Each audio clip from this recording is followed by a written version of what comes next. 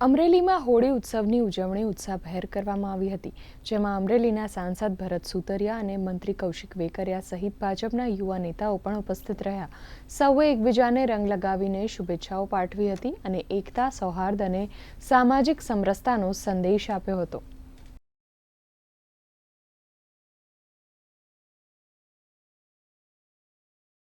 કોઈની આરે મતભેદ હોય તો ભૂલી અને એક સાથે એક રંગમાં રંગાઈ જવાનું આજનો દિવસ એવો છે.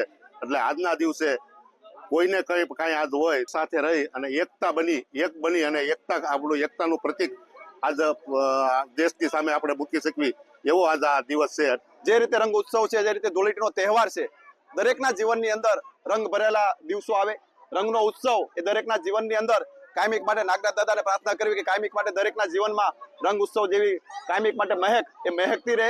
અને ખાસ કરીને દરેક લોકો સાથે, અમરેલીની જનતા સાથે, અમરેલીના દરેક યુવાનો સાથે, જિલ્લા ભાજપની ટીમ સાથે, શહેર ભાજપની ટીમ સાથે, અમારા સાંસદ આદરણીય ભરતભાઈ બધા સાથે મળી, દરેક કાર્યકર્તાઓ સાથે મળી રંગ ઉત્સવની ઉજવણી અમે અમરેલીમાં સૌ સાથે મળીને કરી રહ્યા છીએ.